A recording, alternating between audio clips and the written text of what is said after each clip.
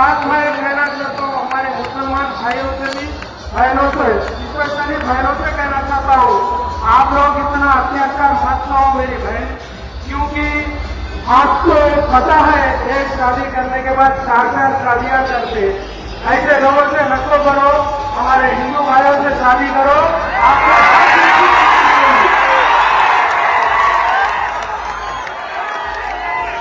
संग गिरा जो हायल है रस्ते से हटाकर दम लेंगे, हम राह वफा के रहरू है मंजिल ही पिजा कर दम लेंगे।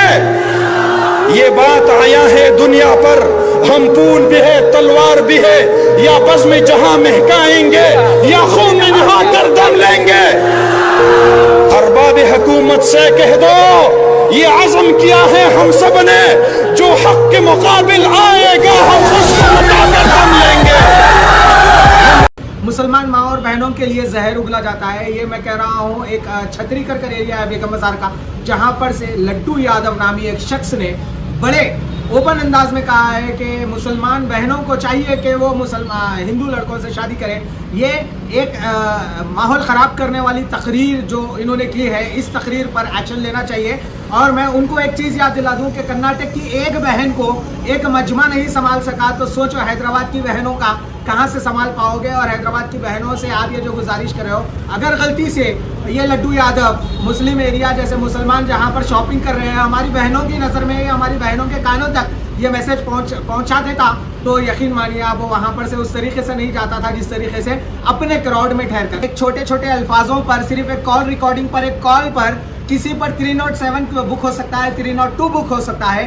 तो आज इतने बड़े मंजमे में ठहर के वो मुरीदों से रिक्वेस्ट कर रहा हूँ कि भाई जाओ उन पे भी केस बुक कराओ, आप 302 मत बुक कराओ, छोटा सा एक केस बुक करा के बता दो कि भाई हम सिर्फ मुसलमान होके मुसलमानों के दुश्मन नहीं है, मुसलमानों के खिलाफ बात करने वालों के भी दुश्मन है।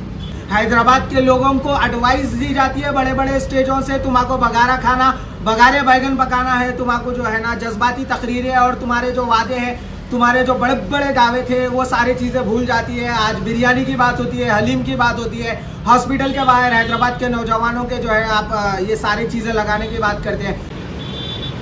अस्सलाम वालेकुम, हाय दोस्तों, मैं रियल वेब मोहसिन एक बार फिर आप सबके सामने आया हूँ। कल जिस तरीके से रामनवमी बनाई गई है, इंडिया भर में मुख्तलिफ इलाकों में माहौल को ख़राब करने की मुसलसल कोशिश की गई है।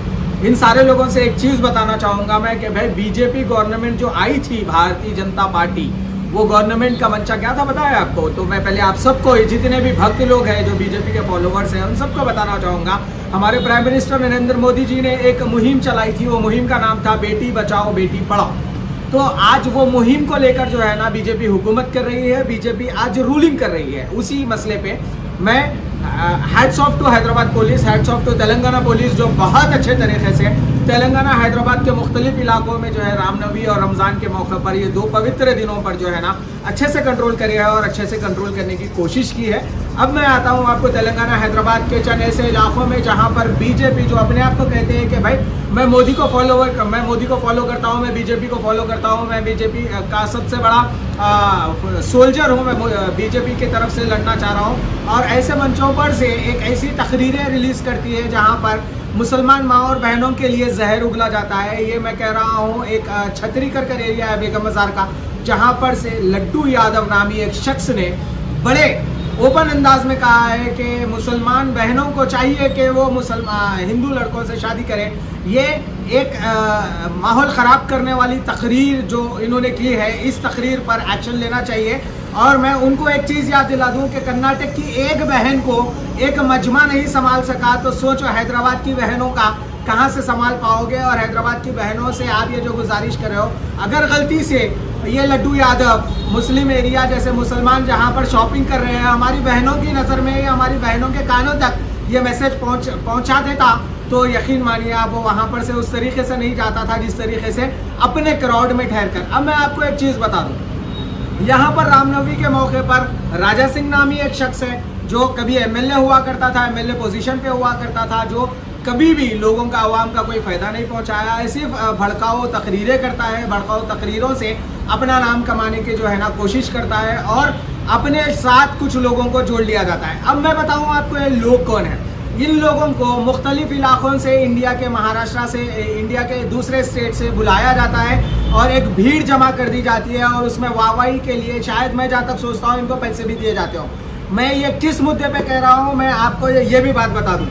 आज तेलंगाना में कई सारे कंपनीज आए हैं, तेलंगाना के कई लोग बेरोजगार हैं, तेलंगाना में कई बड़े बड़े कंपनीज को हमारे बीआरएस पार्टी के बड़े लीडर, टीआरएस पार्टी के बड़े लीडर केटीआर इनवाइट करते हैं, कविता इनवाइट करती है, कविता मैडम जो एमएलसी है, और हमारे सीएम केसीआर इनवाइट करते हैं करके जो है ना उनके नाम पे कई फंड लिया जाता है। पर आज भी मुसलसिल तेलंगाना का हर एक नौजवान बेरोजगार है। उन कंपनियों में आज भी तेलंगाना के कोई नौजवानों के लिए रोजगार की बात नहीं की जाती है। आज हैदराबाद शहर में जो है ना एग्जीबिशन का माहौल बना हुआ है, मुख्तलिफ इलाकों में छोटे छोटे वेंडर्स डले हुए हैं। मेरा दावा है और मेरा वादा है, आप जाके वो वेंडर से पूछ लीजिए आप कहाँ के हैं। मैं ये नहीं कह रहा हूँ कि बाहर से आने वालों को रोजगार ना मिले, बाहर से आने वालों को यहाँ पर कमाने का मौका ना मिले। ये जज्बाती तकरीर करने वालों से मेरा एक सवाल है कि भाई तेलंगाना के अवाम और तेलंगाना के नौजवानों के लिए आप क्या कर रहे हो? सिर्फ ये जज्बाती तकरीरें करके उनके दिलों में जहर बन के आपस में लड़ा रहे हो, वो चाहे मुसलमान लीडर हो या हिंदू लीडर हो। मैं उनसे कभी ये नहीं पूछूंगा कि भाई तुम जज्बाती तकरीरें, मैं ये पूछूंगा कि भाई तुम जज्बाती तकरीरों के अलावा इन कौम का और इन लोगों का, नौजवान नस्लों का क्या फ़ायदा किए हो? नौजवान नस्ल आज बेरोजगार है। क्यों? क्योंकि दूसरे स्टेट से आके लोग यहाँ पर काम कर रहे हैं। क्यों नहीं हो सकता? क्या वो कंपनीज को जो इनवाइट कर रहे हैं वहाँ पर आज छोटे से छोटे वेंडर्स आप जाकर चार मीनार से हर जगह पर देख लो, बाहर से आके रोजगार तलाश कर रहे हैं। हैदराबाद के लोगों को एडवाइस दी जाती है बड़े बड़े स्टेजों से, तुम्हारा बघारा खाना, बघारे बैगन पकाना है, तुम्हारा जो है ना जज्बाती तकरीरें और तुम्हारे जो वादे हैं, तुम्हारे जो बड़े बड़े दावे थे, वो सारी चीज़ें भूल जाती है। आज बिरयानी की बात होती है, हलीम की बात होती है, हॉस्पिटल के बाहर हैदराबाद के नौजवानों के जो है आप ये सारी चीज़ें लगाने की बात करते हैं। अरे भाई आज वो जज्बात कहाँ गए थे? वो आप हैदराबाद के मुसलमानों के लिए लड़ने वाले वो लीडर्स आज कहाँ खामोश बैठ गए, जो आज उनके जो है ना तकरीरों में ऑपोजिट से ये कहा जाता है कि भाई मुसलमान बच्चियों को एडवाइस दी जाती है। और मैं आपसे एक आखिरी बात करना चाहूँगा, जहाँ पर हैदराबाद पुलिस एक लाइन में ठहरा के रोडी शीटर्स को, मकबेरों को काउंसलिंग करती है, फिर दूसरे दिन उन्हीं के साथ खाना खाते हुए, उन्हीं के साथ बुग्गे देते हुए, उनको इज्जत अफजाई करते हुए नजर आती है, तो कहाँ पर डर रहेगा? जहाँ पर कई एक छोटे छोटे अल्फाजों पर, सिर्फ एक कॉल रिकॉर्डिंग पर, एक कॉल पर किसी पर 307 बुक हो सकता है, 302 बुक हो सकता है। तो आज इतने बड़े मंजमे में ठहर के वो मुरीदों से रिक्वेस्ट कर रहा हूँ कि भाई जाओ उन पे भी केस बुक कराओ, आप 302 मत बुक कराओ, छोटा सा एक केस बुक करा के बता दो कि भाई हम सिर्फ मुसलमान होके मुसलमानों के दुश्मन नहीं हैं, मुसलमानों के खिलाफ बात करने वालों के भी दुश्मन हैं। ये कब तक आप बताते रहेंगे कि हैदराबाद के नौजवान बच्चे जो मुसलसिल काम कर रहे हैं, आवाज़ उठाने की कोशिश कर रहे हैं, उनकी आवाज़ों को दबाया जाता है? इनकी आवाज़ों को दबाने की हिम्मत आप में जब कभी भी आ जाए तब आप आ जाना। और ये मुरीद जितने भी काम कर रहे हैं, वो चाहे बीजेपी के लिए हो, बीआरएस के लिए हो या मुख्तलिफ पार्टी के लिए, उनसे कह रहा हूँ अगर इस पर आवाज़ उठाओगे तो तुम वाकई में तुम्हारी पार्टी आगे बढ़ेगी। अस्सलाम वालेकुम।